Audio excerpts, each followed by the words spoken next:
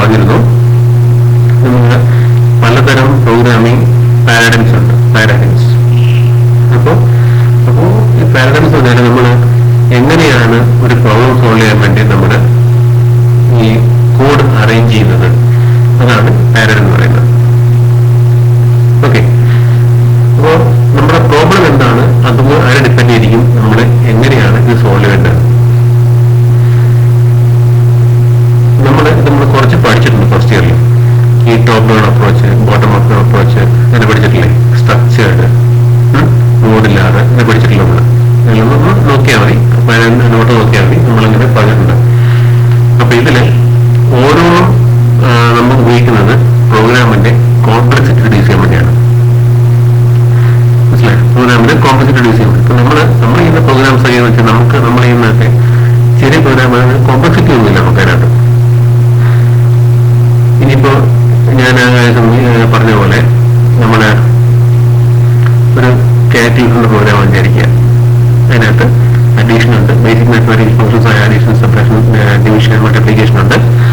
ഇനി scientific functions ആയിട്ടുള്ള sign, cos, tan അങ്ങനെ കാര്യങ്ങളൊക്കെ ഉണ്ട് വിചാരിക്കുക. ഓക്കെ, അപ്പൊ നമ്മൾ എന്ത് ചെയ്യും? കാൽക്കുലേറ്ററിൽ ഏതെങ്കിലും ഒരു നമ്പർ അടിക്കും, അതിന്റെ സൈൻ അടിച്ചാൽ അതിന്റെ സൈൻ വാല്യൂ വരും. അതിന് ഒരു നമ്പർ അടിച്ചിട്ട് ടാൻ അടിച്ചാൽ അതിന്റെ ടാൻ വാല്യൂ വരും. അങ്ങനെ കിട്ടുക. അപ്പോൾ നമ്മൾ ഈ കഴിഞ്ഞ ഫസ്റ്റ് ഇയർ ചെയ്ത പോലെ പ്രോഗ്രാം ഒരു ഒറ്റ പ്രോഗ്രാമായിട്ട് അങ്ങ് എഴുതി കഴിഞ്ഞാൽ നമുക്ക് ഇനി എവിടെയാണ് എറർ പറ്റിയത്, എവിടെയാണ് കറക്ഷൻ വേണ്ടത്, എവിടെയാണ് എന്നുള്ള നമുക്ക് കണ്ടുപിടിക്കാൻ പാടുവരും. അതുകൊണ്ട് നമ്മൾ എന്ത് ചെയ്യണം? നമ്മളിതിനെ ഒരേ മോഡിലായിട്ട് തിരിക്കണം. അതായത് സൈൻ, ഒരു നമ്പർ കൊടുത്ത് സൈൻ ചെയ്ത് കഴിഞ്ഞാൽ ഒരു പെർട്ടിക്കുലർ മോഡിൽ മാത്രം വർക്ക് ചെയ്ത് അതിന്റെ സൈൻ വാല്യൂ എടുത്ത് കൊടുക്കണം. ഇനി ഒരു നമ്പർ പ്രസ് ടൈപ്പ് ചെയ്തിട്ട് നമ്മൾ ടാൻ ചെയ്ത് കഴിഞ്ഞാൽ വേറൊരു മോഡിൽ വർക്ക് ചെയ്തിട്ട് അതിന്റെ ടാൻ വാല്യൂ മാത്രം കണ്ടുപിടിച്ച് കൊടുക്കണം. മനസ്സിലായോ? അങ്ങനെ നമുക്ക് ചെയ്യേണ്ട കാര്യങ്ങൾ വേറെ വേറെ മോഡുകളാക്കി മാറ്റാം. അതാണ് മോഡുലർ പ്രോഗ്രാമിംഗിന്റെ അഡ്വാൻറ്റേജ്. നമുക്ക് എറർ റിഡക്ഷൻ എളുപ്പമായിരിക്കും. അപ്പൊ നമുക്ക് ചിലപ്പോൾ നമ്മുടെ ബാക്കി മോഡുകൾക്കൊക്കെ എറർ എല്ലാം വർക്ക് ചെയ്യുന്നത് ഒരു മോഡുകൾ മാത്രമായിരിക്കും എറർ. അപ്പോൾ കൃത്യമായിട്ട് അറിയാലോ ആ മോഡുകളാണ് എറർ, ആ മോഡുകൾ മാത്രമേ വർക്ക്, അല്ലെങ്കിൽ കൊസൈൻ വർക്ക് ചെയ്യുന്നില്ല എന്ന് വെച്ചാൽ ബാക്കിയെല്ലാം വർക്ക് ചെയ്യുന്നില്ല, കൊസൈൻ വർക്ക് ചെയ്യുന്നില്ല. അപ്പൊ എന്താ, ആ കൊസൈൻ മോഡുകൾ മാത്രം നിൽക്കുന്നത് മതി. മനസ്സിലായി? അതാണ് മോഡുലാർ പ്രോഗ്രാമിംഗിന്റെ അഡ്വാൻറ്റേജ്. വേറെ അഡ്വാൻറ്റേജ് എന്ന് വെച്ചാൽ ഇപ്പൊ നമ്മൾ വലിയ പ്രോഗ്രാമിംഗ് ചെയ്യുമ്പോഴത്തേക്കും ഒരുപാട് വലിയ പ്രോഗ്രാം ഉണ്ടെങ്കിൽ ഒരു ടീം ആയിരിക്കും ആ പ്രോഗ്രാം സോഫ്റ്റ്വെയർ ഡെവലപ്പ് ചെയ്യുന്നത്.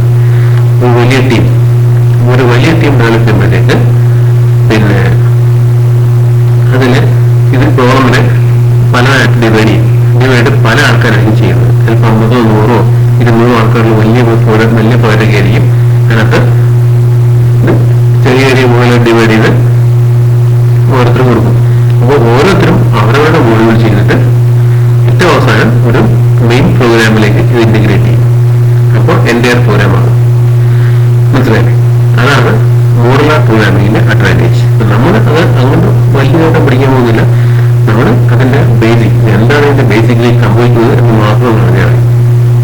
പിന്നെ വേറെ കാര്യം, C++ is multiple paradigm language. എന്നുവെച്ചാൽ C++ മോഡുലാറും അനുവദിക്കും, സ്ട്രക്ചേർഡും അനുവദിക്കും, രണ്ടും ചെയ്യാൻ പറ്റും. മനസ്സിലായി? നമ്മൾ നേരത്തെ പഠിച്ചത് സ്ട്രക്ചേർഡാണ് പഠിച്ചുകൊണ്ടിരുന്നത്. അപ്പം നമ്മൾ മോഡുലാറിലേക്ക് മാറി.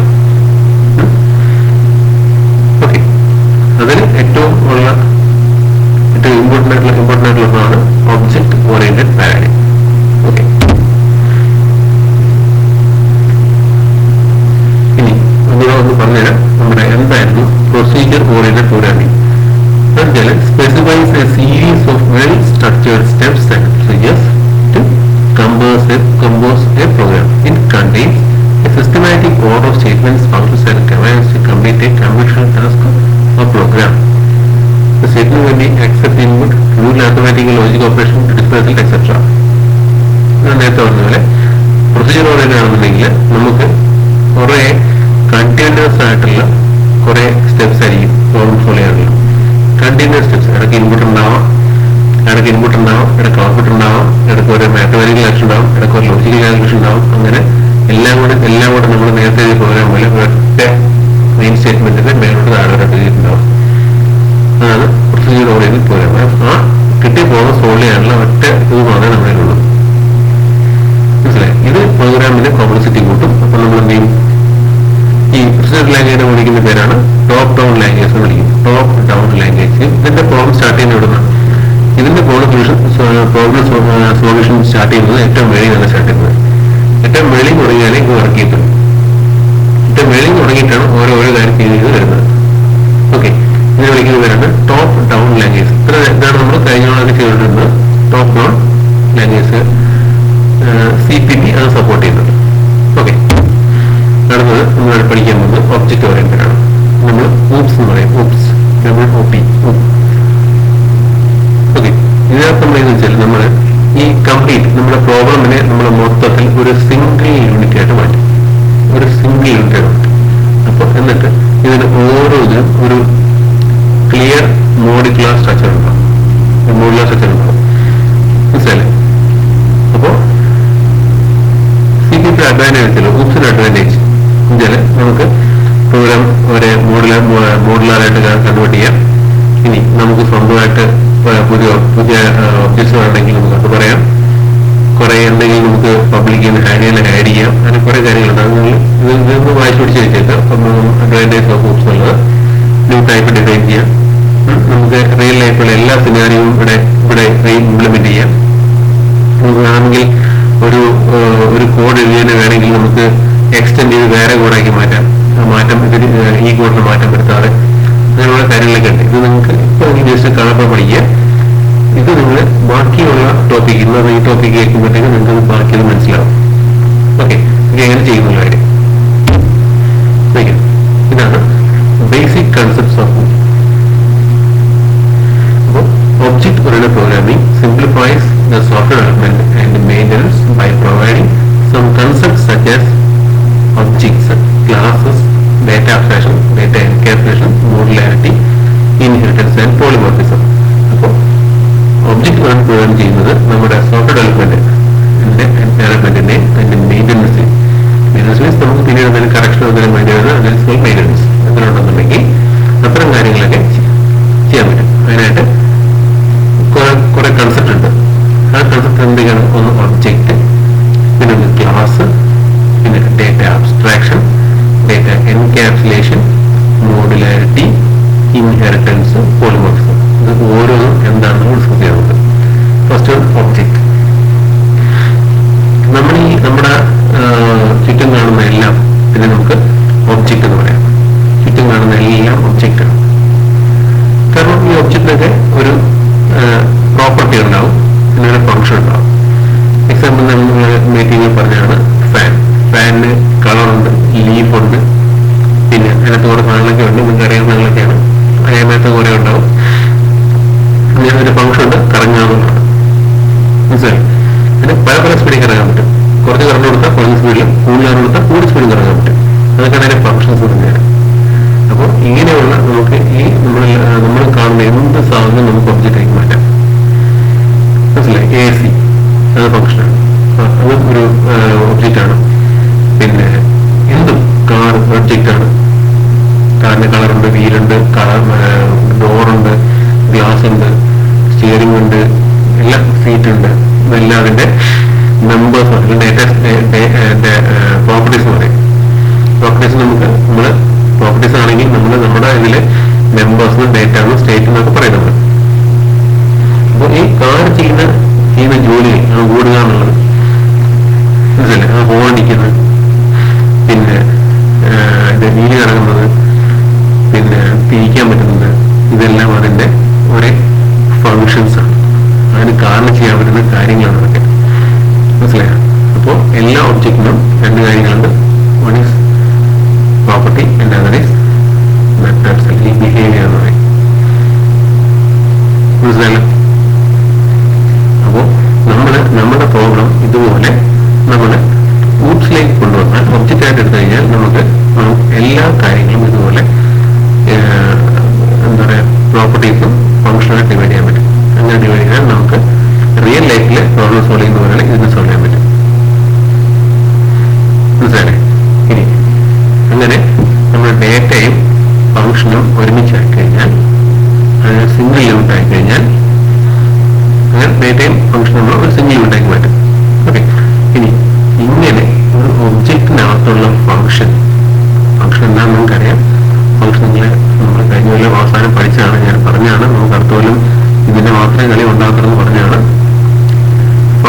Inside an object are called member function. ഒരു ഒബ്ജക്റ്റിനകത്തുള്ള ഫംഗ്ഷൻ ഒക്കെയാണ് മെമ്പർ ഫംഗ്ഷൻ എന്ന് പറയുന്നത്. ഡേറ്റ ഈസ് കാൾഡ് മെമ്പർ അല്ലെങ്കിൽ ഡേറ്റ മെമ്പർ എന്ന് പറയും. ഇപ്പൊ ഫാനിന്റെ കേസിൽ ഫാനിന്റെ നമ്പർ ഓഫ് ലീവ്സ്, അതിന്റെ കളറ്, കപ്പാസിറ്ററിന്റെ കപ്പാസിറ്റർ, അങ്ങനെ അതിന്റെ 2 കപ്പും വെള്ളുന്ന കപ്പുണ്ടല്ലോ, അത് കോയില്, അതെല്ലാം അതിന്റെ ഡേറ്റ മെമ്പേഴ്സാണ് അല്ലെങ്കിൽ വെറുതെ മെമ്പേഴ്സാണ്. ഓക്കെ, ഇനി ഇത് കറങ്ങുന്നു, പല പല സ്പീഡിൽ കറങ്ങുന്നു. ഇതൊക്കെ അതിന്റെ ഫംഗ്ഷൻ മാത്രമേ, അതുപോലെ ഫംഗ്ഷനാണ്.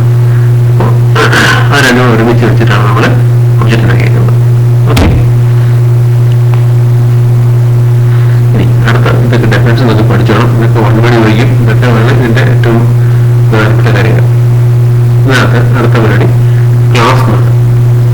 A class is a prototype and a blueprint that defines the specification common to all object of a particular type.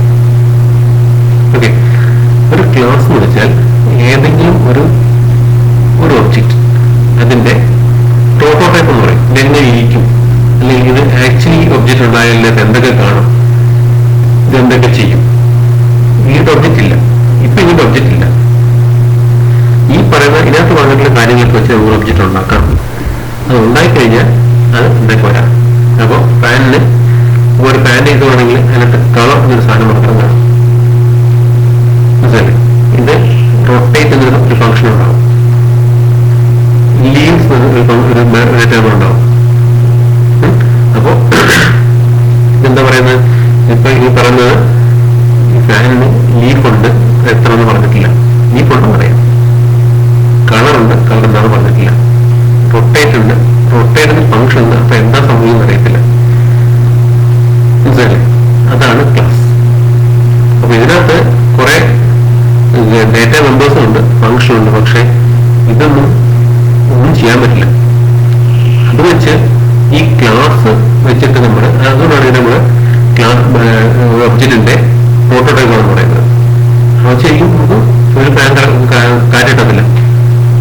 മനസ്സിലായി? അത് ആ ഫാൻ കറങ്ങത്തുമില്ലെങ്കിൽ കാര്യം കിട്ടത്തില്ല. പക്ഷെ നമ്മുടെ ഫാനിന്റെ ബ്ലൂപ്രിന്റ് ആണ്. മനസ്സിലായി? ഇനി object of A class are called individual instance of the class. Okay, അതായത് എപ്പോഴെങ്കിലും നമ്മൾ ആ ഒബ്ജക്റ്റ് ഉപയോഗിച്ചിട്ട് ഒരു ക്ലാസ് ഉപയോഗിച്ചിട്ട് ഒരു ഒബ്ജക്റ്റ് ഉണ്ടാക്കുമ്പോഴാണ് നമുക്ക് അങ്ങനെ ഉപയോഗിക്കാൻ പറ്റുന്നത്. അപ്പോൾ ഒരു ഒബ്ജക്റ്റ് എന്ന് പറഞ്ഞാൽ ഒരു ക്ലാസിന്റെ ഒരവസ്ഥ, ഒരു ഇൻസ്റ്റൻസ്. അതായത് ഇപ്പൊ നമ്മൾ നേരത്തെ പറഞ്ഞു, ഒരു ഒബ്ജക്റ്റ് ഉണ്ടാകുമ്പോൾ, ഒരു പുതിയ ഫാൻ ഉണ്ടാകുമ്പോൾ നമ്മൾ നേരത്തെ പറഞ്ഞ ആ ക്ലാസ്സിനകത്ത് കളറുണ്ട്, എന്താണ്, പിന്നെ ലീഫുണ്ട്, നമ്പർ ഓഫ് ലീവ്സ് ഉണ്ട്, എല്ലാം ഉണ്ട്, പിന്നെ ഫംഗ്ഷൻ ഉണ്ട്, റൊട്ടേറ്റ് എന്ന ഫംഗ്ഷൻ ഉണ്ട്. ഈ ഒബ്ജക്റ്റ് ഉണ്ടാകുന്ന സമയത്താണ് colour is equal to white അല്ലെങ്കിൽ library, number of leaves equal to 3. ആ സമയത്താണ് ഒബ്ജക്റ്റ് ഉണ്ടാകുമ്പോൾ മാത്രം മനസ്സിലാവുള്ളൂ ഇതിന്റെ ഈ ഫാനിന്റെ കളർ ലൈബ്രറി കളറാണ്. ഒരു 3 ലീഫുണ്ട്. ഈ ഫംഗ്ഷൻ പറഞ്ഞാൽ ഇത് ലെഫ്റ്റിലേക്ക് റൊട്ടേറ്റ് ചെയ്യും എന്ന് ആ ഒബ്ജക്റ്റ് ഉണ്ടാകുമ്പോൾ മാത്രം അറിയത്തില്ല. അതിന് മുമ്പ് ക്ലാസ് മാത്രമേ ഉള്ളൂ. ക്ലാസ്സിൽ എങ്ങനെയാണ് ഒബ്ജക്റ്റ് ഒന്ന് ഇരിക്കുക എന്നൊരു ഐഡിയ മാത്രമേ ഉള്ളൂ. അതിന് കളറിനെ പറ്റിയോ അത് കറങ്ങുന്ന എങ്ങനെയാണെന്ന് പറ്റിയോ അതിന് എത്ര ലീവ് ഉണ്ടെന്നതിനെ പറ്റിയോ ഐഡിയ ഇല്ല. ലീഫ് ഉണ്ടെന്ന് പറഞ്ഞിട്ടുണ്ട്, അതിന് കളറുണ്ടെന്ന് അറിയാം. അത് റൊട്ടേറ്ററിന്റെ ഫംഗ്ഷൻ ഉണ്ട്, എങ്ങോട്ടാണ് കറങ്ങുന്നതെന്ന് അറിയത്തില്ല, എങ്ങനെ കറങ്ങുന്നു അറിയത്തില്ല. ഒബ്ജക്റ്റ് ഉണ്ടാകുന്ന സമയത്ത് മാത്രമേ നമ്മൾ ഇതിന്റെ ബാക്കിയുള്ള കാര്യങ്ങൾക്ക് അറിയത്തുള്ളൂ. ഓക്കെ, അപ്പൊ നമുക്ക് ഒരു ക്ലാസ് ഉണ്ടെങ്കിൽ അതിന്റെ എത്ര ഇൻസ്റ്റൻസുകളും ഉണ്ടാക്കാം. ഇതല്ല, അതുപോലത്തെ ഇപ്പൊ ഫാനിന്റെ ക്ലാസ് ഉണ്ടെങ്കിൽ എത്ര ഫാനുകളും ഉണ്ടാക്കാം. അതേപോലെ തന്നെ ഫാനോ അല്ലെങ്കിൽ വേറെ കളർ മാറ്റിയ ഫാനോ അല്ലെങ്കിൽ പിന്നെ ലീഫ് കൂടിയ ഫാനോ ലീഫ് കുറഞ്ഞ ഫാനോ 4 ലീഫുള്ള ഫാനോ 3 ലീഫുള്ള ഫാനോ 5 ലീഫുള്ള ഫാനോ ഇവ ഇടത്തോട്ട് ഇറങ്ങുന്ന ഫാനോ വലത്തോട്ട് ഇറങ്ങുന്ന ഫാനോ എന്തായാലും ഉണ്ടാക്കാം. മനസ്സിലായോ? അപ്പോൾ എത്ര ഇൻസ്റ്റൻസ് വേണമെങ്കിൽ നമുക്ക് ഒരു ഒബ്ജക്റ്റിനെ ഉണ്ടാക്കാൻ പറ്റും, ഒരു ക്ലാസ്സിനെ ഉണ്ടാക്കാൻ പറ്റും. അതായത് ഒരു ക്ലാസ്സിൽ നിന്നും നമുക്ക് എത്ര ഒബ്ജക്റ്റ് വേണം ഉണ്ടാക്കാം. അപ്പോൾ ഒബ്ജക്റ്റ് എങ്ങനെ ഇരിക്കുന്നുള്ള ഒരു പ്രോട്ടോടൈപ്പ് മാത്രമാണ് അല്ലെങ്കിൽ ബ്ലൂപ്രിന്റ് മാത്രമാണ് ക്ലാസ്. ഇതിന്റെ declaration of user class is almost similar to structure define പോലെ തന്നെയാണ് സ്ട്രക്ചറിനകത്ത് നമുക്കുള്ളത്. സ്ട്രക്ട് കീവേഡ് എന്നിട്ട് വേറൊന്നും പറയത്തില്ല നമ്മള്, വെറുതെ നമ്മള് അതിനകത്ത് കുറെ മെമ്പേഴ്സ് പറയും, മെമ്പർ എലമെന്റ്സ് പറയും അല്ലെ, ഡേറ്റ എലമെന്റ്സ് പറയും. ഇതിന് വരെ വിളിക്കുന്നവരാണ് മെമ്പർ ഡേറ്റ മെമ്പേഴ്സ് എന്ന് വിളിക്കുന്ന നമ്മളതിനെ. ഇതിനകത്ത് ഈ കേസിൽ നമ്മൾ സ്ട്രക്ചറിൽ വിളിക്കുന്നത് ക്ലാസ് നോക്കിയാണ് വിളിക്കുന്നത്. ക്ലാസ് കഴിഞ്ഞിട്ട് ഒരു ക്ലാസ് നെയിം കൊടുക്കും, ഇഷ്ടമുള്ള നെയിം കൊടുക്കുക. ക്ലാസ് നെയിം എന്നിട്ട് ബ്രാക്കറ്റ് സ്റ്റാർട്ട് ചെയ്യും. ബ്രാക്കറ്റിനകത്ത് നമ്മുടെ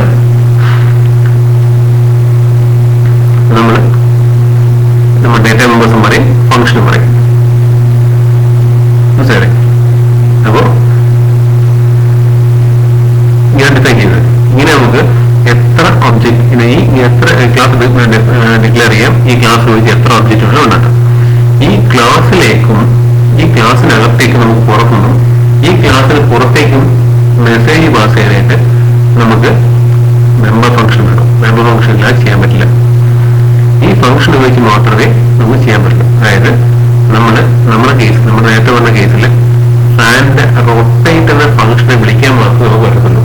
നമ്മൾ ഫാനിന്റെ റൊട്ടേറ്റ് എന്ന ഫംഗ്ഷൻ വിളിക്കുമ്പോൾ അവൻ ഈ ലീഫിനെയൊക്കെ റൊട്ടേറ്റ് ചെയ്യും. അല്ലാതെ നമുക്ക് പോയി ഫാൻ പിടിച്ച് ചെയ്യാൻ പറ്റത്തില്ല.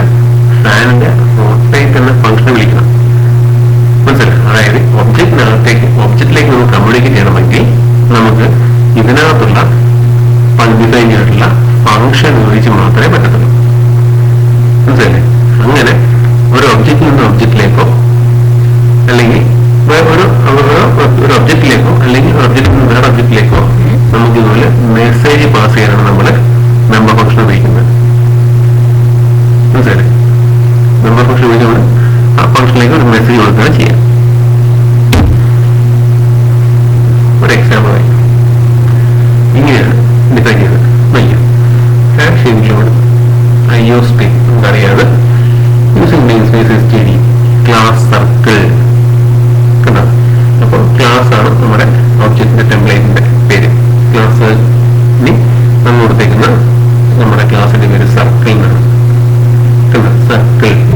ഇനി പ്രൈവറ്റ് കഴിഞ്ഞ് കോളൻ, പ്രൈവറ്റ് കഴിഞ്ഞ് കോളൻ. ഞാനിപ്പോ പറയാം, പിന്നീട് സ്ലൈഡിൽ എഴുതുന്നുണ്ട്, അപ്പൊ എന്നത് പറയത്തില്ല. അപ്പൊ ഞാൻ പെട്ടെന്ന് ജസ്റ്റ് ഒന്ന് പറഞ്ഞു കൊടുത്തിട്ടുണ്ട്. പ്രൈവറ്റ് എന്ന് വെച്ചാല് അപ്പൊ പറഞ്ഞുതരാം. പ്രൈവറ്റ് എന്ന് വെച്ചാല് തൽക്കാലം കൊടുക്കുക പ്രൈവറ്റ് ആണ് എന്ന് നോക്കാൻ വിചാരിച്ചാൽ മതി. പ്രൈവറ്റ് എന്ന് വയ്ക്കും. ഫ്ലോട്ട് ആർ, അതായത് ഒരു സർക്കിൾ എന്ന് പറഞ്ഞാൽ അതിന്റെ പ്രൈവറ്റ് മെമ്പറാണ് ആർ എന്ന റേഡിയസ് ഉണ്ട്. അത് രണ്ടാണ്, ആറാണ് അതിന്റെ മെമ്പർ ഡേറ്റ മെമ്പറിൽ ഡേറ്റ മെമ്പർ. ഇനി പബ്ലിക് കോളൻ, അതിനകത്ത് വോയിഡ് ഗെറ്റ് റേഡിയസ് എന്ന് പറയുമ്പോൾ ഈ ആറിന് വാല്യൂ കിട്ടണമെങ്കിൽ നമ്മൾ ഇത് പുറത്തുനിന്ന് മേടിക്കണം, എന്നാലേ റേഡിയസ് കിട്ടുന്നുള്ളൂ. അപ്പൊ നമ്മൾ എൻ്റർ ദ റേഡിയസ് എന്നിട്ട് CR ഇപ്പോൾ റേഡിയസ് ഗെറ്റ് ചെയ്തു. റേഡിയസ് കണ്ടോ, അതിനായിട്ട് void function, void get radius function, എന്നിട്ട് COട്ടിലെ എൻ്റർ റേഡിയസ് ആണ് കൊടുത്ത റേഡിയസ്. അപ്പോൾ അടുത്ത ഫംഗ്ഷൻ ഏരിയ ഡിസ്പ്ലേ ആയിട്ട് വോയിഡ് ഡിസ്പ്ലേ ഏരിയ, COട്ട് ഏരിയ ഈസ് ഈക്വൽ ടു, ഇതൊക്കെ നമുക്ക് അറിയാവുന്നതാണ്, 3.14 × R. അപ്പോൾ ആ ഫംഗ്ഷൻ ക്ലോസ് ചെയ്തു. പിന്നെ അടുത്ത ബ്രാക്കറ്റ് ക്ലാസിന്റെ ക്ലോസിംഗ് ബ്രാക്കറ്റ് ആണ്, സ്ട്രക്ചർ പോലെ തന്നെ, എന്നിട്ട് സെമിക്കോളൻ. ഇതാണ് ഒരു ക്ലാസ് ഡെഫിനിഷൻ. കണ്ടോ, ഇതാണ് ഒരു ക്ലാസ് ഡെഫിനിഷൻ. ഓക്കെ, ഇതാണ് ക്ലാസ് ഡെഫിനിഷൻ. ഇതിനകത്ത് പ്രൈവറ്റും പബ്ലിക് എന്താണെന്ന് ഞാൻ കുറച്ച് സ്ലൈഡ്സ് കൂടെ വരുമ്പോഴത്തേക്ക് പറഞ്ഞുതരാം. ഇങ്ങനെയാണ് നമ്മൾ ക്ലാസ് ഡിഫൈൻ ചെയ്യുന്നത്. അപ്പൊ നമ്മൾ സർക്കിൾ എന്നൊരു പ്ലാൻ ഡിഫൈൻ ചെയ്തു, സർക്കിൾ ഡിഫൈൻ ചെയ്തു. ഇനി നമ്മൾ അതിനകത്ത് എന്തൊക്കെയാണ് പ്രൈവറ്റ് മെമ്പർ ആയിട്ടില്ല ഫ്ലോട്ട്, റേഡിയസ് വേണ്ടിയിട്ടാണ് നമ്മൾ R വെച്ചിരിക്കുന്നത്. ഫ്ലോട്ട് ആണ്, നമുക്ക് എന്ത് ഡെസിമൽ വാല്യൂവിലേക്ക് കൊടുക്കാം. അതിനായിട്ട് R കൊടുത്തു. പിന്നെ പബ്ലിക്കില് നമ്മൾ വോയിഡ് ഗെറ്റ് റേഡിയസ്, അതായത് റേഡിയസ് റെഡി ചെയ്തു. വോയിഡ് ഡിസ്പ്ലേ ഏരിയ, അതായത് ഏരിയ കണ്ടുപിടിച്ച് കൊടുക്കും. അത്രയും കഴിഞ്ഞ് സെമിക്കോളൻ ക്ലോസ് ചെയ്യും. ഇനി നമ്മൾ മെയിൻ ഫംഗ്ഷൻ ഇൻറ്റ് മെയിൻ, ഇതിനകത്ത് നമ്മൾ ഇതിന്റെ ഇൻസ്റ്റൻസ് ഉണ്ടാക്കണം. അതിനായിട്ട് നമ്മൾ സ്ട്രക്ചറിനകത്ത് സ്ട്രക്ചർ ഡിക്ലെയർ ചെയ്തിട്ട് ഡേറ്റ് ഡി കൊടുത്തില്ലേ, ഡേറ്റ് ടൈപ്പിലെ വേരിയബിളാണ് ഡി. അതുപോലെ സർക്കിൾ C1 എന്ന് വെച്ചാൽ നമുക്ക് C1 എന്ന് പറഞ്ഞാൽ അത് സർക്കിൾ എന്ന യൂസർ ഡിഫൈൻഡ് ഡേറ്റ ടൈപ്പിലുള്ള വേരിയബിളാണ്.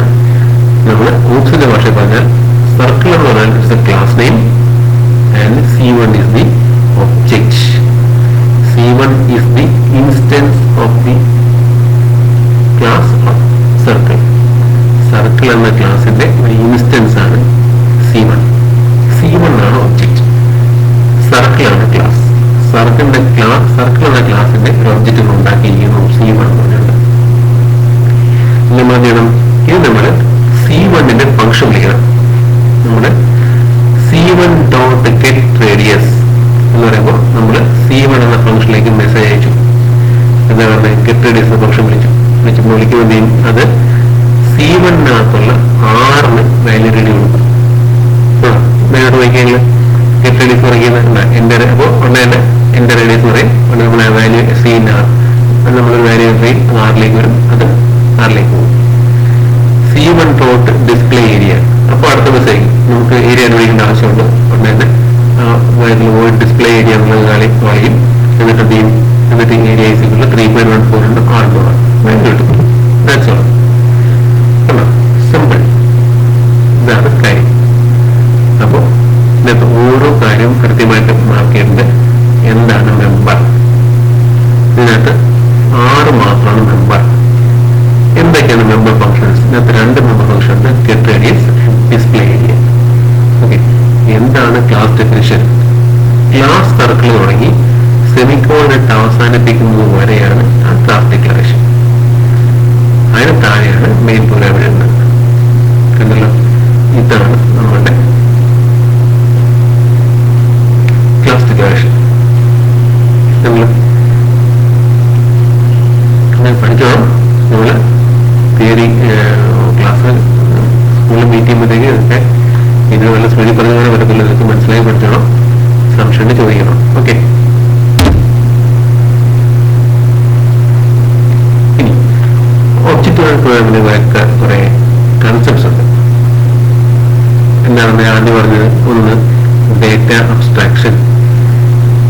നിങ്ങളെ ഇത് പറയുമ്പോൾ ഈ തൊട്ട് മുമ്പ് നമ്മൾ അടിച്ച പ്രോഗ്രാം ഉണ്ടല്ലോ, ആ പ്രോഗ്രാം മനസ്സിൽ വേണം, എന്നാൽ മാത്രമേ ഇതെല്ലാം മനസ്സിലാക്കൂ. അതുകൊണ്ട് നിങ്ങൾ അതൊന്നുകൂടെ നോക്കുക. സംശയം വരുമ്പോൾ ആണെങ്കിൽ ബാക്കിലേക്ക് മൂവ് ചെയ്ത് അതൊന്ന് നോക്കുക. Data abstraction. Okay, data abstraction എന്ന് വെച്ചാൽ അതിന്റെ ഉദ്ദേശം എന്ന് വെച്ചാൽ നമുക്ക് കിട്ടുന്നത് മെയിൻ പ്രോഗ്രാം മാത്രമാണ്. നമുക്ക് എൻഡ് യൂസറിന് കിട്ടുന്നത് മെയിൻ ഫംഗ്ഷൻ മാത്രമാണ്. അയാൾക്ക് ആ ഒരു ക്ലാസിന്റെ ഒബ്ജക്റ്റ് ഉണ്ടാക്കാം, അത് ഉപയോഗിക്കാം. അല്ലാതെ ഇയാൾക്ക് ഒരിക്കലും ആ ഒബ്ജക്റ്റ് കയറി എന്തിനും മാറ്റം വരുത്താൻ പറ്റില്ല. മനസ്സിലല്ലേ? എന്തിനും മാറ്റം വരുത്താൻ പറ്റില്ല എന്ന് വെച്ചാൽ ഈ എൻഡ് യൂസറിന് ഈ ക്ലാസ്സിനകത്തുള്ള ഒരു കാര്യങ്ങളും ഒരു മാറ്റം വരുത്താൻ പറ്റില്ല. നമ്മുടെ കേസിൽ എൻഡ് യൂസർ പ്രോഗ്രാമുകളൊക്കെ നമ്മൾ തന്നെയാണ്, അതുകൊണ്ട് നമുക്ക് മാറ്റം വരുത്താൻ പറ്റുന്നത്. അതല്ലാതെ റിയൽ ലൈഫിൽ നമ്മൾ ഒരു ഗെയിം ബേസ് എടുക്കുക. ഗെയിം ബേസിൽ ഒരാൾ ഓടുന്നു, മനസ്സിലായി? ഒരാൾ ഓടുന്നു. അപ്പോൾ ഒരാൾ ഓടുമ്പോഴത്തേക്ക് നമ്മൾ ഒരു ആളുടെ പേര് ആ ക്ലാസ്സിൽ ഒരു ബോയ് വിചാരിക്കാം. നമ്മൾ ബോയ് B1 എന്ന് പറഞ്ഞു. അപ്പോൾ നമുക്കൊരു ബോയ് കിട്ടി, മനസ്സിലല്ലേ? ഇനി B1 dot shirt is red, അല്ലെങ്കിൽ B1 dot set shirt colour red എന്ന് പറഞ്ഞാൽ അത് കളർ റെഡായി. ഓക്കെ, ഇനി B1 dot set trouser colour blue colour ട്രൗസറായി. ഇനി B1 ഡോട്ട് റൺ എന്ന് പറയുമ്പോൾ അയാൾ പതുക്കോടാൻ തുടങ്ങും. മനസ്സിലായി? ഇത് എൻഡ് യൂസർ ഇത്ര ചെയ്യുന്നുള്ളൂ. പക്ഷേ ബാക്ക്ഗ്രൗണ്ടിൽ ഇതിനു വേണ്ടി ക്ലാസ് ഉണ്ടാക്കിയ വേറൊരാളുണ്ടാവും. ആ ക്ലാസ്സിനകത്ത് ഇതൊക്കെ എങ്ങനെ ചെയ്യുന്നു എന്നുള്ളത് എഴുതി വെച്ചിട്ടുണ്ടാവും. മനസ്സിലല്ലേ? എങ്ങനെ ചെയ്യുന്നുള്ളതാണ് എഴുതി വെച്ചിട്ടുണ്ടാവും. പക്ഷെ നമ്മൾക്ക് അയാൾ ഈ ക്ലാസിന്റെ ഒബ്ജക്ട് ഉണ്ടാക്കൽ അനുവാദം തന്നിട്ടുണ്ട്, ഒബ്ജക്ട് ഉണ്ടാക്കി ഉപയോഗിക്കാൻ അനുവാദം തന്നിട്ടുണ്ട്. പക്ഷെ നമുക്കൊരിക്കലും ആ ക്ലാസ്സിൽ കയറി മാറ്റം വരുത്താൻ പറ്റില്ല. ഓക്കെ, ഇതാണ് എന്റെ അഡ്വാൻറ്റേജ്. അതായത് നമുക്ക് ഒരാളെങ്കിലും ഒരു ക്ലാസ് വേറെ ആരെങ്കിലും എഴുതി വെച്ചേക്കുന്ന ഒരു വലിയ ക്ലാസ് നമുക്ക് ഉപയോഗിക്കാൻ പറ്റും, അതിന്റെ ഒബ്ജക്ട് ഉണ്ടാക്കി ഉപയോഗിക്കാൻ പറ്റും. പക്ഷെ അതിനകത്ത് കയറി ഒരു മാറ്റം വരുത്താൻ പറ്റില്ല. അതിനാണ് ഡേറ്റ അബ്സ്ട്രാക്ഷൻ. എങ്ങനെയാണ് ഡേറ്റ സൂക്ഷിച്ചേക്കുന്നുള്ള കാര്യവും അതിനകത്ത് എന്തൊക്കെ ഡേറ്റ വേണമെന്നുള്ള കാര്യവും അതെങ്ങനെ ഓരോ ചെയ്യുന്നുള്ള കാര്യവും എൻഡ് യൂസറിന് അറിയില്ല. എൻഡ് യൂസറിന് ആപ്പാണ് ചെയ്യാൻ പറ്റുന്നത്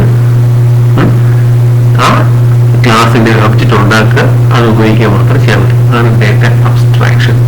എൻഡ് യൂസറിന്റെ ഡേറ്റ ഒളിച്ചു വെച്ചേക്കാണ്. മനസ്സിലായി? അയാൾക്ക് മാറ്റം വരുത്താൻ പറ്റില്ല. എന്തൊക്കെ ഡേറ്റ ഉണ്ടെന്ന് അറിയത്തില്ല. അതിന്റെ ആപ്പാണ് നമുക്ക് അടുത്ത് പറഞ്ഞിട്ടുണ്ടാവും. നമുക്ക് ഒരു ഒബ്ജക്റ്റ് ഉണ്ടെങ്കിൽ ഞങ്ങളുടെ അതിന്റെ ബോയ് എന്നാണ് പേര്. നിങ്ങൾക്ക് അതിന്റെ ഒബ്ജക്റ്റ് ഉണ്ടാക്കി ഉപയോഗിക്കാം. എത്ര ബോയ് വേണമെങ്കിൽ ഉണ്ടാകാം. നിങ്ങൾക്ക് വേണമെങ്കിൽ എല്ലാത്തിനെയും കളർ സെറ്റ് ചെയ്യാം. അതിനെ കളർ സെറ്റ് ചെയ്യാനായിട്ട് ഇതിന്റെ ഫംഗ്ഷൻ സെറ്റ് കളർ ഫംഗ്ഷൻ ഉണ്ട്. അതിനകത്ത് ബോയുടെ ജേഴ്സി കളർ സെറ്റ് ആവും. ഇനി റൺ ഫംഗ്ഷൻ ഉണ്ട്, ബോയ് റൺ ചെയ്യും. ഇനി റൺ ഫാസ്റ്റ് ഫംഗ്ഷൻ അയാൾ കുറേ സ്പീഡിൽ ഓടും. അല്ലെങ്കിൽ റൺ ഫാസ്റ്റ് ബ്രാക്കറ്റിനകത്ത് ഒരു ആർഗ്യുമെന്റ് ഉണ്ട്, 10 കൊടുത്താൽ 10 കിലോമീറ്റർ സ്പീഡ് ഓടും. അല്ലെങ്കിൽ റൺ ഫാസ്റ്റ് ബ്രാക്കറ്റിനകത്ത് 5 കൊടുത്താൽ 5 കിലോമീറ്റർ സ്പീഡ് ഓടും. അങ്ങനെ എന്ത് വേണേൽ കൊടുക്കാം. നമുക്ക് ഇത്ര മാത്രമേ അറിയത്തുള്ളൂ. അപ്പൊ നമ്മളെന്ത് ചെയ്യും? നമ്മൾ ഈ ബോയ് ഉണ്ടാക്കി അത് ഉപയോഗിക്കും. നമുക്ക് വേണമെങ്കിൽ നമുക്കൊരു ഗെയിം ഉണ്ടാക്കാൻ തരും. നമ്മൾ ട്രാക്ക് ഉണ്ടാക്കിയിട്ട് നമ്മൾ ഓരോ ട്രാക്കിലേക്ക് നമ്മൾ ഒരു ബോയ് B1, അടുത്ത ട്രാക്കിൽ ബോയ് B2, അടുത്ത B3, അടുത്ത B4, 5 പേരെ നമ്മൾ എടുക്കും. എന്നിട്ട് ഓരോരുത്തർക്ക് നമ്മൾ B1 dot set speed 5, 5 kilometre speed ഓടും. B2 dot set speed 10, 10 kilometre speed ഓടും. നമുക്ക് അങ്ങനെ ഓരോരുത്തർ സെറ്റ് ചെയ്യാൻ പറ്റും. പക്ഷെ ഇയാൾ എങ്ങനെ ഓടുന്നുള്ള കാര്യം മറ്റേ അറിയത്തുള്ളൂ. ക്ലാസ് ചെയ്യാത്ത. മനസ്സിലായി? അപ്പോ അതിനകത്ത് ഈ ബേസിക് ക്ലാസ്സിനകത്ത് എന്തൊക്കെയാണെന്നുള്ള കാര്യം എൻഡ് യൂസറിന് അറിയുന്നില്ല. അതെല്ലാം ഹിഡൻ. മനസ്സിലായല്ലോ? അതാണ് ഡേറ്റ അബ്സ്ട്രാക്ഷൻ. ഓക്കെ, അടുത്ത എൻക്യാപ്സുലേഷൻ.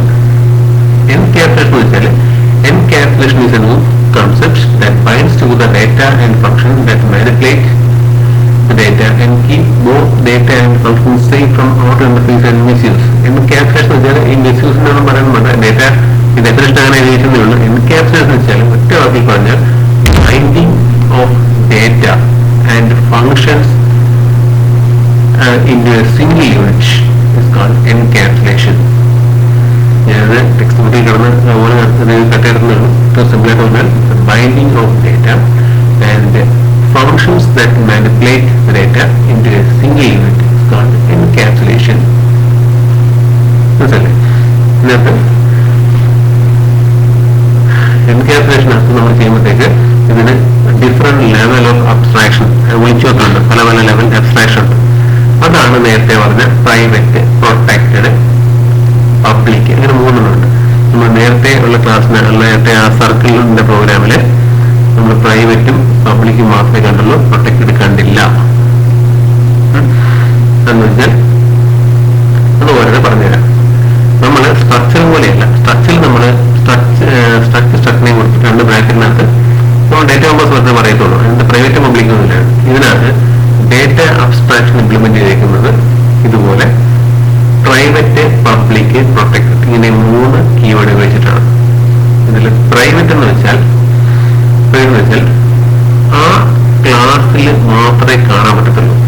ആ ക്ലാസ്സിന് പുറത്ത് ക്ലാസ് നെയിം കൊടുത്ത് ബ്രാക്കറ്റ് സ്റ്റാർട്ട് ചെയ്യും, അത് ക്ലോസ് ചെയ്തില്ലേ, കോപ്പിക്കോടല്ലേ, ആ 2 ബ്രാക്കറ്റിനകത്തല്ലാതെ പ്രൈവറ്റ് ആയിട്ട് പറഞ്ഞേക്കുന്ന സാധനം ആർക്കും കാണാൻ പറ്റില്ല. മനസ്സിലായോ? ആ 2 ബ്രാക്കറ്റിനകത്തുള്ള സാധനം വേണമെന്നുണ്ടെങ്കിൽ അതിനകത്തുള്ള മെമ്പർ ഫംഗ്ഷൻ മാത്രം. ഡേറ്റയും മെമ്പറും ഒരു കുടുംബത്തിലാണ് താമസിക്കുന്നത്. അതായത് ഒരു ക്ലാസ് കുടുംബത്തിലാണ് താമസിക്കുന്നത്. അവർക്ക് മാത്രമേ കാണാൻ പറ്റത്തുള്ളൂ, അവർക്ക് മാത്രമേ അതിനെ ആക്സസ് ചെയ്യാൻ പറ്റത്തുള്ളൂ. അതാണ് പ്രൈവറ്റ്. ഈ ക്ലാസ്സിന് പുറത്ത് ഉപയോഗിക്കാൻ പറ്റില്ല. അതാണ് members declare in the private section are not visible out the class. Okay, ഇനി ഇനി അതുപോലെ തന്നെയാണ് members declared as protected are visible to the derived class also but not outside the class. അവർക്കും അതിനെ ഇതുപോലെ നമ്മുടെ ക്ലാസ് പുറത്ത് കാണാൻ പറ്റില്ല, പക്ഷേ അത് ഡിറൈവ് ക്ലാസ്സിൽ കാണാൻ പറ്റും. ഡിറൈവ് ക്ലാസ് എന്ന പോലെ കുറച്ചുകൂടെ ഒരു ഞാൻ പറഞ്ഞുതരാം, പറഞ്ഞുതരാം, അവർക്ക് കാണാൻ പറ്റും. ഇനി പബ്ലിക് ആക്സസ് എന്ന് വെച്ചാൽ നമുക്ക് നമ്മുടെ പ്രോഗ്രാമിൽ എവിടെ വേണം ഉപയോഗിക്കാം. അതുകൊണ്ടാണ് നമുക്ക് നേരത്തെ പ്രോഗ്രാമിൽ ക്ലാസ്സിൽ സർക്കിളിന്റെ ഒബ്ജക്റ്റ് ഉണ്ടാക്കി C1 ഉണ്ടാക്കി C1 ഡോട്ട് സെറ്റ് റേഡിയസ് അല്ലെങ്കിൽ ഗെറ്റ് റേഡിയസ് കൊടുക്കാൻ പറ്റും. ഗെറ്റ് റേഡിയസ് കൊടുക്കാൻ പറ്റും. കാരണം ഗെറ്റ് റേഡിയസ് എന്ന ഫംഗ്ഷൻ ഡിഫൈൻ ചെയ്യുന്നത് പബ്ലിക്കിലാണ്. അതുകൊണ്ട് മാത്രമാണ് നമുക്ക് ഉപയോഗിക്കാൻ പറ്റുന്നത്. മനസ്സിലായാലോ? C1 ഡോട്ട് ഗെറ്റ് റേഡിയസ് എന്ന ഫംഗ്ഷൻ ക്ലാസിന്റെ പബ്ലിക് സെക്ഷനാണ് ഡിഫൈൻ ചെയ്യുന്നത്. അതുകൊണ്ടാണ് നമുക്ക് ഉപയോഗിക്കാൻ പറ്റുന്നത്. അങ്ങനെ പബ്ലിക് ഫംഗ്ഷൻസ് ഇല്ലാത്ത എല്ലാ ക്ലാസ്സും വേസ്റ്റ് ആണ്. അതുകൊണ്ട് ഒരു കാര്യം നമുക്കൊന്നും ചെയ്യാൻ പറ്റത്തില്ല. അതുകൊണ്ട് മനസ്സിലായില്ലേ? ഒന്നും ചെയ്യാൻ പറ്റില്ല. Okay,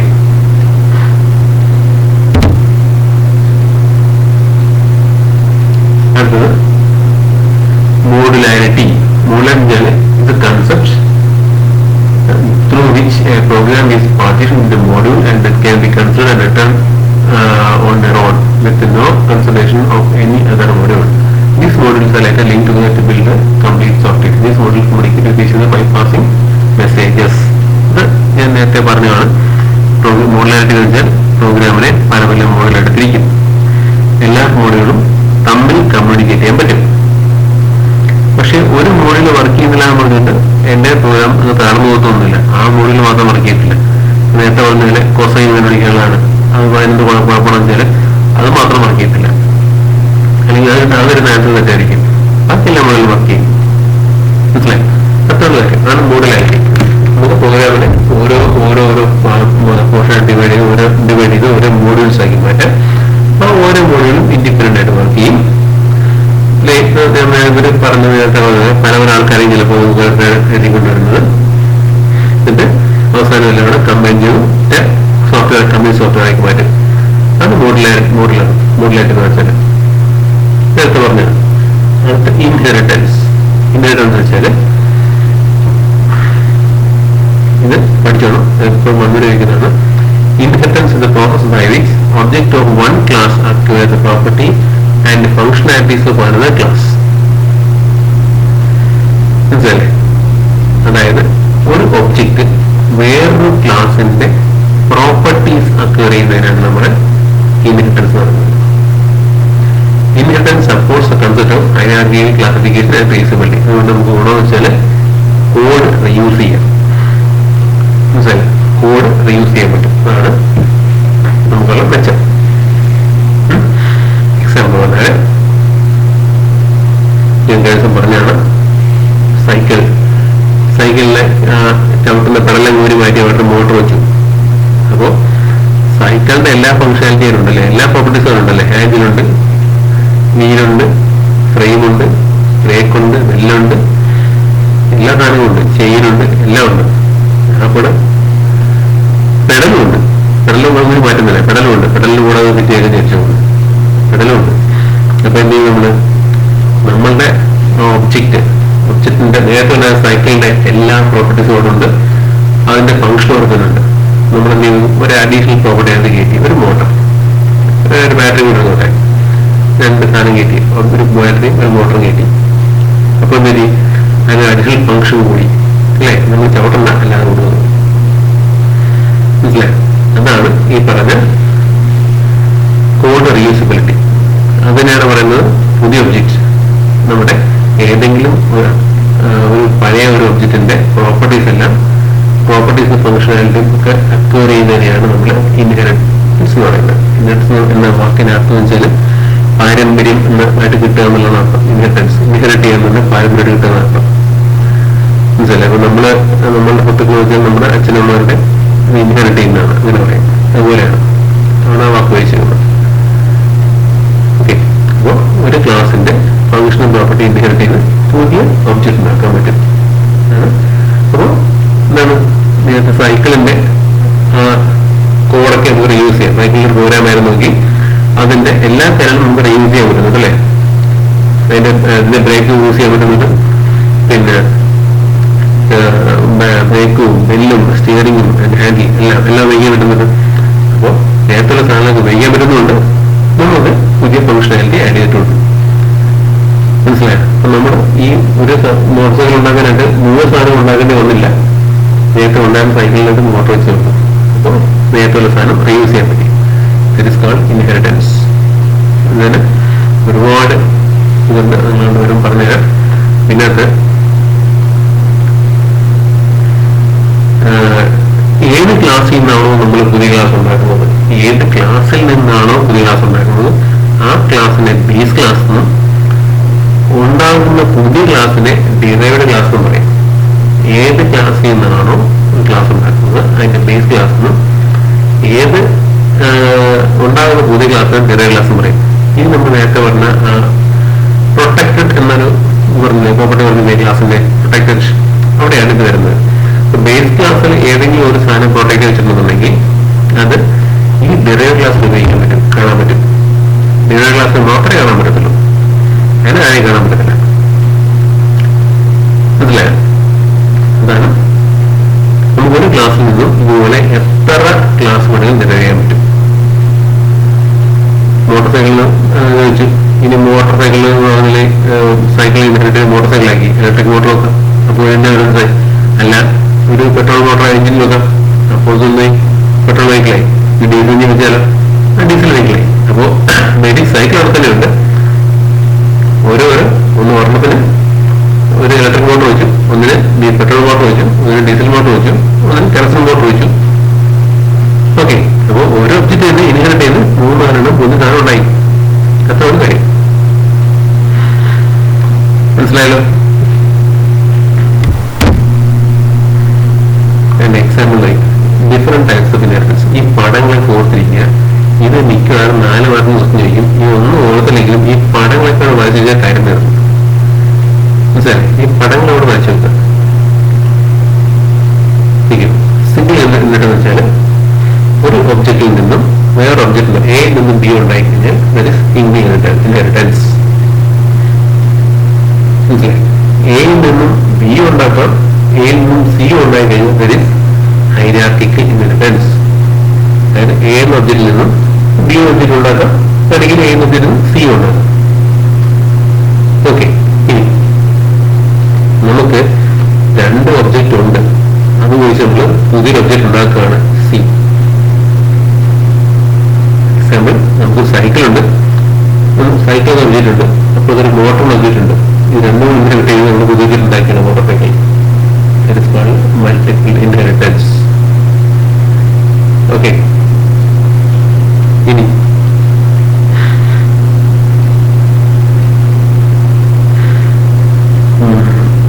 multi level inheritance. നമുക്കൊരു ഒബ്ജക്റ്റ് ഉണ്ട് എ, അതിനകത്ത് നമ്മൾ കുറെ കൂടെ ഫംഗ്ഷൻ ഒക്കെ ആയിട്ട് ബി എന്ന് സാധനം ഉണ്ടാക്കി. അപ്പോൾ കുറച്ച് നേരത്തെ ആഡ് ചെയ്യാം, പുതിയ ഉണ്ടാക്കാം. അങ്ങനെ ഞാൻ ബിക്കകത്ത് വേറെ കുറെ ഡാറ്റാ നമ്പേഴ്സും 1-2 ഫംഗ്ഷനൊക്കെ ആണെങ്കിൽ പുതിയ ഉണ്ടാക്കാം. അപ്പൊ സി ഉണ്ടായി. അപ്പൊ എന്ന് ബി ഉണ്ടായി, ബിന്ന് സി ഉണ്ടായി. That is multi level inheritance.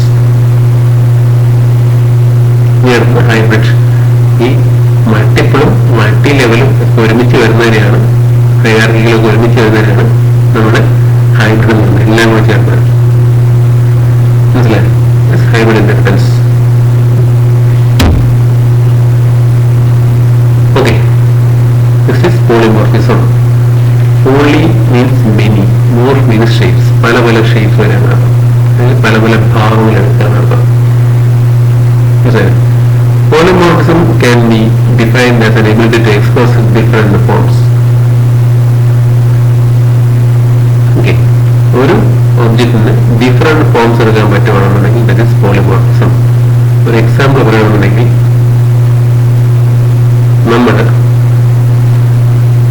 അത്യാവശ്യം നിങ്ങൾ അത്യാവശ്യം ഈ 2 വീലർ അത്യാവശ്യം അടുത്ത കുറച്ച് ആൾക്കാരായിരിക്കും വരും. 2 വീലറിന്റെ ആക്സിഡന്റ് വെച്ചാൽ നമ്മൾ സ്പോട്ട് തിരിച്ചാൽ വണ്ടി കൊണ്ടുപോകും, അല്ലെങ്കിൽ വണ്ടി മുമ്പോട്ട് പോകും അല്ലെ, അല്ലെങ്കിൽ ബസ്സിന്റെ ഒക്കെ ആക്സിഡന്റ് ഓടി കഴിഞ്ഞാൽ, അല്ലെങ്കിൽ കാറിന്റെ ഒക്കെ ആക്സിഡന്റ് കഴിഞ്ഞാൽ വണ്ടി കൊണ്ടുപോകും. മുമ്പോട്ട് പോകും. ഇങ്ങോട്ടാണ് പോകുന്നത്, പറയാൻ പറ്റും മുമ്പോട്ട് പോകുന്നില്ലായിരുന്നു. അതായത് ചിലപ്പോൾ ഏറ്റവും എവിടെ കഴിഞ്ഞാൽ മുമ്പോട്ട് പോകും, ചിലപ്പോൾ ചെറിയ പുറകോട്ട് പോകും. അതല്ലേ അങ്ങനെയാണ് കരുജ. ചിലപ്പോൾ gear front line forward gear ആയിരിക്കും, അപ്പോൾ മുമ്പോട്ട് പോകും. അപ്പോൾ നമ്മൾ ചെയ്യുന്ന ഫംഗ്ഷൻ എന്താ?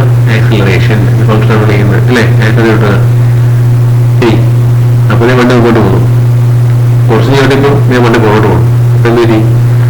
ഇതിന്റെ ഗിയർ ആണ് മാറിയിട്ടു. ആദ്യം കിടന്ന ഫോർവേഡ് ഗിയേഴ്സ് ആയിരുന്നു, കിടന്ന റിവേഴ്സ് ഗിയറാണ്. അങ്ങനെ വണ്ടി പുറകോട്ട് പോയിരുന്നു അല്ലേ? പക്ഷേ നമ്മൾ ചെയ്ത ഫംഗ്ഷൻ എന്തായിരുന്നു? ആക്സിലറേഷൻ എന്ന ഫംഗ്ഷൻ മാത്രം ചെയ്തു. അതെന്ത് പറ്റി? അത് നേരത്തെ മുമ്പോട്ട് പോയി, ഇപ്പൊ പുറകോട്ട് പോയി. അതായത് ഒരു ഫംഗ്ഷൻ തന്നെ പല രീതിയിൽ ബിഹേവ് ചെയ്യുക. മനസ്സിലല്ലേ? അങ്ങനെയും ചെയ്യാൻ പറ്റും നമുക്ക് ഊപ്സില്. That is called polymorphism. Okay, എന്റെ എക്സാമ്പിളൊക്കെ ഞാൻ കാണിച്ചുതരാം. എക്സാമ്പിളൊക്കെ ഞാൻ എടുത്തിട്ടുണ്ട് പോളിമോർഫിസം പറയാം. അപ്പൊ ഇതിനകത്ത് രണ്ടു തരം പോളിമോർഫിസം ഉണ്ട്. Compile time polymorphism and run time polymorphism. Compile time polymorphism വെച്ചാൽ ഏർലി ബൈൻഡിങ് അല്ലെങ്കിൽ സ്റ്റാറ്റിക് പോളിമോർഫിസം പറയും. റൺ ടൈം പോളിമോർഫിസം വെച്ചാൽ ലേറ്റ് ബൈൻഡിങ് അല്ലെങ്കിൽ ഡൈനാമിക് പോളിമോർഫിസം പറയും. കമ്പൈൽ ടൈം എന്ന് വെച്ചാൽ നമ്മൾ പ്രോഗ്രാം എഴുതുമ്പോൾ തന്നെ എഴുതി കമ്പൈൽ ചെയ്യുന്നതിന് കമ്പൈലിനാണ് അറിയാം ഏത് ഫംഗ്ഷനാണ് വിളിക്കുന്നത് അറിയാൻ പറ്റും. മനസ്സിലല്ലേ? കമ്പൈലർ ഏത് ഫംഗ്ഷനാണ് വിളിക്കുന്നത് അറിയാൻ പറ്റും. പക്ഷേ റൺ ടൈം ആണെന്നുണ്ടെങ്കിൽ കമ്പൈലറിന് അറിയത്തില്ല എന്ത് ഫംഗ്ഷനാണ് വിളിക്കുന്നത് അറിയത്തില്ല. കുറെ ഫംഗ്ഷൻ ഒരേപോലെയുള്ള എന്ത് ഫംഗ്ഷനാണ് വിളിക്കുന്നത് അറിയത്തില്ല. അത് വെയിറ്റ് ചെയ്യും. എന്നിട്ട് റൺ ചെയ്യുന്ന സമയത്താണ് അതിന് മനസ്സിലാകുക ഏത് ഫംഗ്ഷനാണ് വിളിക്കുന്നത് മനസ്സിലാകുക.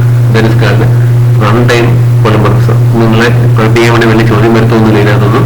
ഇതിനകത്ത് വെർച്വൽ ഫംഗ്ഷൻ ടോക്കുകൾ നിങ്ങൾക്കുണ്ട്. അത് നമ്മൾ പഠിക്കുന്നുണ്ടെങ്കിൽ ഇപ്പം പഠിക്കുന്നത് ഇത്ര മാത്രം വിലയെ പഠിച്ചാൽ മതി. ഇപ്പം വരെ പഠിച്ചാൽ മതി.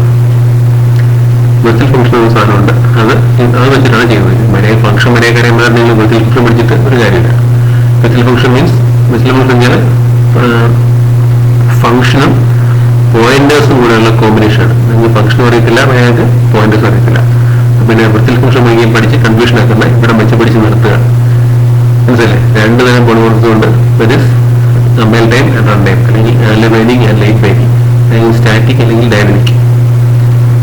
മനസ്സിലല്ലേ? സ്റ്റാറ്റിക് കമ്പൈൽ ടൈം ആണെങ്കിൽ കമ്പൈൽ ചെയ്യുമ്പോൾ തന്നെ കമ്പൈലിൽ അറിയാൻ പറ്റും ഏത് ഫംഗ്ഷനാണ് വിളിക്കേണ്ടത് എന്നറിയാൻ പറ്റും. റൺ ടൈം ആണെന്നുണ്ടെങ്കിൽ അത് കമ്പൈൽ ചെയ്ത് നിങ്ങൾക്ക് അറിയാൻ പറ്റും. ഓക്കെ, അടുത്തത് വെച്ചാൽ അതിന്റെ പോളിമോർഫിസം എക്സാമ്പിളാണ് ഫംഗ്ഷൻ ഓവർലോഡിങ്. ഫംഗ്ഷൻ ഓവർലോഡിങ്ങിൽ വല്ലതെന്ന് വെച്ചാൽ നമുക്ക് ഇപ്പം ഞാൻ പറഞ്ഞില്ലേ ആക്സിഡന്റ് പറഞ്ഞില്ലേ, ആക്സിഡന്റ് വിളിക്കുമ്പോഴത്തേക്ക് നമ്മൾ ചിലപ്പോൾ മണ്ണിങ്ങോട്ടും പുറത്തും. അതേപോലെ തന്നെയാണ് നമ്മൾ ഫംഗ്ഷൻ ഓവർലോഡിങ്. ഒരു ഫംഗ്ഷൻ ഏരിയ എന്ന ഫംഗ്ഷൻ നമ്മൾ ഒരു ആർഗ്യുമെന്റ് വെച്ച് വിളിച്ചാൽ ആർഗ്യുമെന്റ് എന്താ അറിയായിരിക്കും. അറിയാല്ലെങ്കിൽ പറയുന്ന ഓട്ടം കിട്ടുന്ന നോക്കുക. ഫസ്റ്റ് ഒരു ആർഗ്യുമെന്റ് വിളിച്ചാൽ അല്ലെങ്കിൽ ഒരു ഇന്ത്യക്ക് ആർഗ്യുമെന്റ് വിളിച്ചിട്ടുണ്ടെങ്കിൽ നമുക്ക് സ്ക്വയറിന്റെ ഏരിയ കിട്ടും.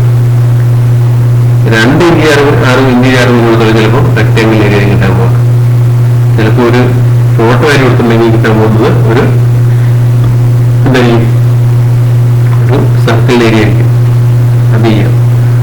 That is functional loading. Function with same name but different signature can act differently. ഒരു പേരിലെ ഫംഗ്ഷന് അതിന്റെ സിഗ്നേച്ചർ അതിന്റെ type and number of arguments. അതിന്റെ ആർഗ്യുമെന്റുള്ള ബ്രാക്കറ്റിനകത്തുള്ള പഠിച്ചു ഓർക്കുണ്ടാവും. ആക്ച്വൽ ആർഗ്യുമെന്റും മറ്റേ ഫോർമുല ആർഗ്യുമെന്റും ഒക്കെ പഠിച്ചേക്ക് ഓർമ്മയുണ്ടല്ലോ. അങ്ങനെ ബ്രാക്കറ്റിനകത്തുള്ള ആർഗ്യുമെന്റിന്റെ എണ്ണവും അതിന്റെ ടൈപ്പും ഡിഫറൻസ് വെച്ചിട്ട് ആ സമയത്ത് ഒരു ഫംഗ്ഷന്റെ പേരൊക്കെ ഒന്ന് തന്നെയായിരിക്കും, പക്ഷെ അത് ഏതാണ് വിളിക്കുന്നത് എന്തെങ്കിലും ആയിരിക്കും. Next is operator overloading. Operator overloading അതും പോളിമോർഫിസത്തിന് വേറേതാണ്. നമ്മൾ സാധാരണ 10+2 എന്ന് എഴുതും. അങ്ങനെ എഴുതാൻ പറ്റും. അപ്പം നമുക്ക് വേണമെങ്കിൽ 10+2 ആൾറെഡി പ്ലസ് എന്ന് തന്നെ ഓർഡറാണ്. കാരണം നമുക്ക് 10+2 ചെയ്യാൻ പറ്റും. അത് ഇന്റീജർ പ്ലസ് ഇന്റീജർ ചെയ്യാൻ പറ്റും. 3.5+4 ചെയ്യാൻ പറ്റും. അങ്ങനെ 4+4 ചെയ്യാൻ പറ്റും. കാരണം പ്ലസ് ഓപ്പറേറ്റർ നമുക്ക് ഇന്ത്യൻ അഡീഷനും പറ്റും, ഫ്ലോട്ടിംഗ് പോയിന്റ് അഡീഷനും പറ്റും. അതുപോലെ താഴെ കിടക്കുന്നില്ല T2 + T3, അതിന് 2 ടൈം ആഡ് ചെയ്യാൻ പറ്റും നമുക്ക്. മനസ്സിലായി? അപ്പോൾ ഇന്റേണൽ ഇംപ്ലിമെന്റേഷൻ നമ്മൾ ചെയ്യണം, എന്നാലും അങ്ങനെയും ചെയ്യാൻ പറ്റും.